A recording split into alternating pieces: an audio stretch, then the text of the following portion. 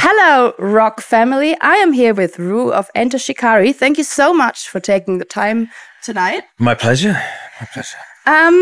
We are here right in front of before the show in Munich, and it's the last show of your tour, right? So how has it been? Has it been a wild ride? It has been a very wild ride, a complete emotional roller coaster. We've been looking forward to this tour for so long, and so much work has gone into this show. It's quite an ambitious show, and we're all absolutely exhausted. You could probably tell maybe, but yeah, we're like lots of emotions today. You know, we're like so happy with how it's gone, and we would just want to do it all again because it's just whizzed by. But we're also like, I'm just quite happy to go home and sleep for 100 years right now. But, yeah. I can imagine. I mean, we all know how much you love being on stage and playing live, and we all know how much energy you put into it. How do you do that? Do you have a secret to getting up with so much energy night after night? No, not really. I mean, sometimes it's really hard. Like last night, for instance, we had 30 minutes until our show. And I was just like this. I was just on my phone. I was just like, oh, I got no energy. And so I just had to force myself to get up and like do some yoga and like try and get myself into a frame of mind that, you know, I need to be in. But yeah, sometimes your body is just like, no, I have nothing left to give. But you just have to sort of, you know, give yourself a slap, get the adrenaline going, and yeah. Yeah, well, in this business, you can't like just have a pause when you want to. No. Yeah, I know. Do you have any like rituals before you go on stage? No, not really. We're I don't know what we are compared to other bands, but we're not that organized. We're not very professional. Like I don't have a proper vocal warm up. We just basically do a bit of karaoke backstage. As I say, do some yoga, do some stretching. And that's about it, really. So, and if we need it, give each other a slap. What's the most sung karaoke song you do? On this tour, we've been singing a lot of ABBA. Oh. Which has been, you know. Who's the dancing queen? Oh, I'd say me, I think. Probably, yeah. Yeah, probably. Awesome. Yeah. Do you have, like, looking back on the tour, do you have a few, like, a personal highlight, some anecdotes you want to share, like memorable moments, especially? Oh, God. When did you nearly miss your show? Nearly missed the show. Well, there's bits of the show where I like go wandering around the venue, go to the balcony or go to the back and surprise people. And often I have to like get back to stage for, depending on what song we're playing, there's various parts where I'm playing keyboard parts. And last night, I'm actually about to just post a TikTok about this because I made it on time, like just in time on stage. Like it was ridiculous. We went the wrong way down a corridor. It was very Spinal Tap. And I was like, oh shit, piss bugger. Like running back there, down and find our way back to stage and got there just in time to play the Mothership synth part. And that happens quite a lot. Yeah, so we get a lot of exercise running the wrong way often. But yeah. Just pretend it was all planned and nobody. Yeah. Just getting some extra steps in. It's fine. Exactly. Perfectly timed. So now that you're back on tour, like it's the first really proper tour after the pandemic, isn't it? Like you've played festivals, but like a proper tour, that's the first one, right? Yeah, this is like, especially in terms of like the size, this feels like really the proper Kiss for the Whole World tour. And we've missed it so much. Like playing shows of this size, you can do so much more.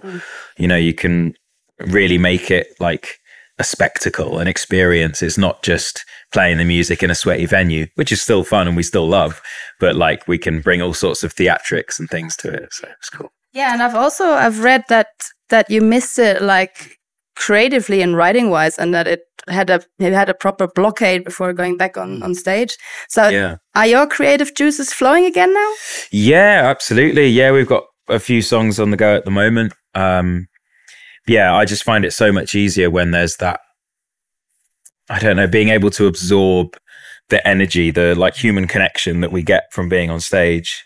That's what I think in a large part, that's what fuels me as a songwriter. Awesome. So I've read that working on the Kiss for a Whole World album was special, and you did it in a special place. So how was working on the record? Oh, it was amazing. It's one of the best experiences. Like, I think people obviously hear about how amazing playing live is and how surreal it can be, especially at like big stages like these and festivals and stuff. And I love that. But I think sometimes the moments of creation are actually the most powerful moments. That is really what I live for, like writing music, waking up, having an idea, and then using the day to follow that idea through is just wonderful. And I consider myself very lucky to be able to do that. And yeah, so that on this album, Kiss for the Whole World, we rented out this like farmhouse or cottage on the south coast of England. And it was just beautiful. We were like completely off grid. There wasn't any other houses for like 2 miles around us. So we were just using solar power as well, which is a good box to tick, I think, for us. But also it had some difficulties. So we we couldn't like record guitar and boil the kettle at the same time because they just wouldn't work. So that made it like quite fun. We had to like schedule the day and stuff. But yeah, those few weeks recording this album I think it's, in a way, it's what humanity is meant to be or meant to do. You know, there was just a small community of us living together, cooking for each other. Like we were even, there was no central heating. As I said, it was off grid. So we even had to like chop wood for the log burner to keep each other warm. It was like very wholesome, very like minimal living. Yeah, it was great. It does sound a little bit like an English romance novel. Yes. Come alive with funky transcore music, but it's awesome. Yeah. So next album, same setting, or maybe you're going back to the studio, or maybe on a plane, or maybe on a spaceship, or treehouse. Who knows?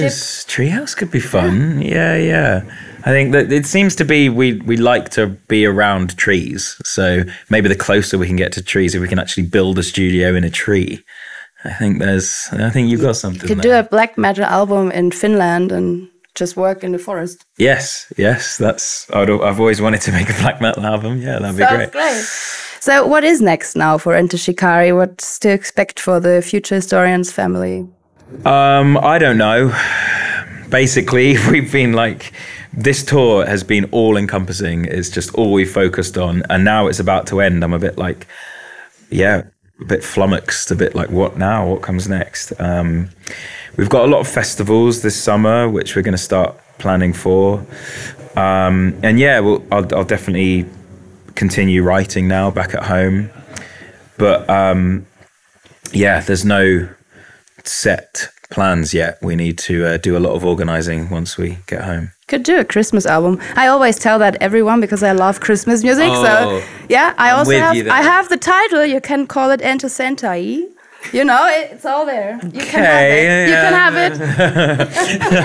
it. You could just do an EP that's just 5 songs. You could do that till Christmas. Come on. I would love to do that. We have actually written songs before that we considered to be like our Christmas single, but we've never managed to find the perfect song, because it's got to be, you know, there's some classics. You have to write something that's going to stand the test of time.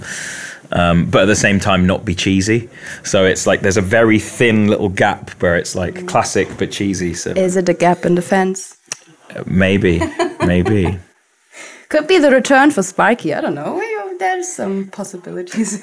He's buried. He's long gone. Oh. Yeah. Yeah, I've had people tell me, like, ask him where's Sparky. He's gone. Yeah. Not sure where he's gone. We sold him on the black market. I don't know where he is now. All right. Hopefully he has a bright future. Life of slavery to some AI company, probably. If someone's tapping on the inside of your phone, it's Sparky trying to get out. Yes. Well, next year is the 10th anniversary of the Minesweep. You could do a 10th anniversary tour like you did on Take to the Skies, maybe. We could, yeah. I didn't even think that, 10 years already, blimey. Yeah, don't know, haven't thought about it, maybe. Yeah. It would also be a great opportunity to play the One True Color again live, because we have counted, we think you haven't played it for 7 years. Wow. Which is a shame. Yeah. I'm telling you that in the name of the whole family. I love that song. Yeah, I'd love to play that again. Yeah. Awesome. Well, I think that's it. I don't have any more questions right now. Okay. Have a great last show. Have a great festival summer. Thank you. And, we're expecting the Christmas album. Yeah. 5th of December, maybe. That would be okay. I'll see what I can do.